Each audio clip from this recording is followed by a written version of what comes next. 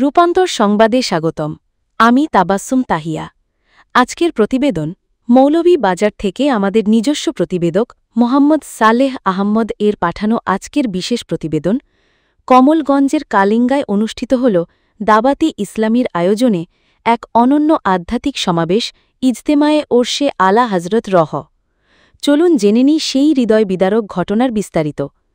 মৌলভীবাজারের কমলগঞ্জ উপজেলার কালিঙ্গা বাজারে দাবাতে ইসলামী বাংলাদেশ মৌলভীবাজার জেলা কমিটির উদ্যোগে আয়োজন করা হয় এক অনন্য আধ্যাত্মিক সমাবেশ ইজতেমায়ে ওরশে আলা হজরত রহ। ১৪শ শতাব্দীর মুজাদ্দিদ ইমামে আহলে সুন্নাত হজরত শাহ আহমদ রেজা খান ফাজিলে বেরলবী রহ-এর পবিত্র স্মরণে আয়োজিত এই মাহফিল অনুষ্ঠিত হয় মঙ্গলবার ১৯ আগস্ট বাদ আসর থেকে গভীর রাত পর্যন্ত কালিঙ্গা উচ্চ বিদ্যালয় মাঠে। ইজতেমায় সভাপতিত্ব করেন দাওয়াতে ইসলামী মৌলভীবাজার জেলা কমিটির সভাপতি মোহাম্মদ জুনায়েদ আত্তারি। অনুষ্ঠানে অংশ নেন বিভিন্ন স্থান থেকে আগত দাওয়াতে ইসলামীর মুবাল্লিগ বৃন্দ, মাদানী চ্যানেলের জনপ্রিয় নাত খাগণ এবং অসংখ্য ভক্ত আশেকান। অনুষ্ঠানের শুরুতে কুরআন তিলাবাত ও হামাদ পরিবেশিত হয়। পরে আলা হজরত রহ রচিত হামদে খোদা ও নাতে রাসুল সাল্লাল্লাহু আলাইহি ওয়াসাল্লাম পরিবেশন করে নাতখাগণ উপস্থিত দর্শক শ্রোতাদের হৃদয় আন্দোলিত করেন।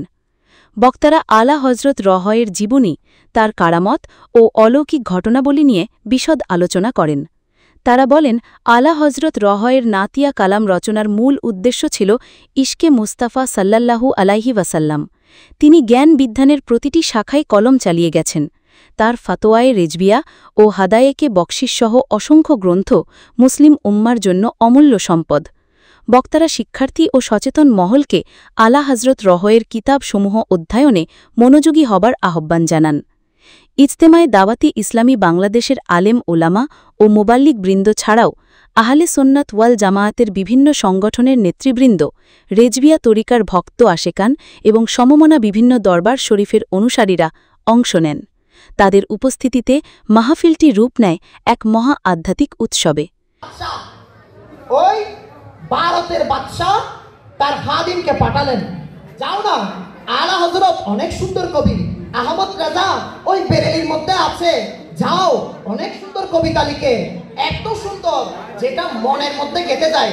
আজকে তুমি তাকে গিয়ে বলো, ওই হযরতকে গিয়ে বলো আমার শানে একটা আমার নামে কি লিখতে, কবিতা লিখতে।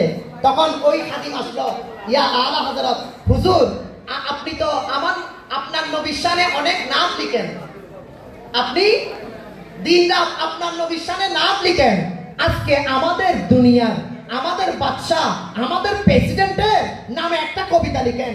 আলা হযরত কি জবাব দিয়েছে? আলা হযরতের ইশকে রাসূল কেমন, হে আশিকানে রাসূল, আজ আমি আপনি আমার নবীকে কেমন ভালোবাসি, এটা আজ প্র্যাকটিক্যাল এখানে চিকিৎসা হবে। আলা হযরত বলেন ওই খাদিমকে, মে তো গাদা হো, আপনি নবী কা যে গোলাম নবীর হয়েছে, ওই গোলামের জবানে নবীর নাম ছাড়া আর কারো নাম আসবে না। সুবহানাল্লাহ। যে গোলাম নবীর হয়েছে, যে নবীর গোলামিতে নাম লিখেছে, সে দুনিয়ার বাদশার কোনো নাম তার জবান দিয়ে আসবে না। এটাকে বলে ইশকে রাসূল, আর এটাই দুনিয়ায় বাস্তবায়ন করে গিয়েছে আলা হযরত। সুবহানাল্লাহ। আসুন ওই আলা হযরতের অনুষ্ঠানের শেষাংশে অনুষ্ঠিত হয় মিলাদ কিয়াম এবং দেশ ও জাতির কল্যাণ কামনায় বিশেষ মুনাজাত। এরপর তবরুক বিতরণের মধ্য দিয়ে এই আধ্যাত্মিক মহাসমাবেশের পরিসমাপ্তি ঘটে। আলাপকালে আয়োজক কমিটির পক্ষ থেকে জানানো হয়, আলহামদুলিল্লাহ, বিজাতীয় সংস্কৃতির বিরুদ্ধে বিকর্ষণ সৃষ্টি এবং আশেকে রাসূল সাল্লাল্লাহু আলাইহি ওয়াসাল্লামের হৃদয়ে প্রেম তরঙ্গ জাগানোর উদ্দেশ্যে সরকারে আলা হজরত রহ-এর ওরশে পাকে তার রচিত কালামে রেজা পরিবেশন করা হয়েছে।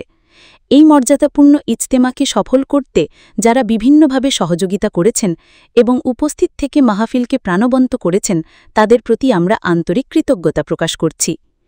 এই ছিল মৌলভীবাজারের কমলগঞ্জে অনুষ্ঠিত ইজতেমায়ে ওরশে আলা হজরত রহ সম্পর্কিত বিশেষ প্রতিবেদন।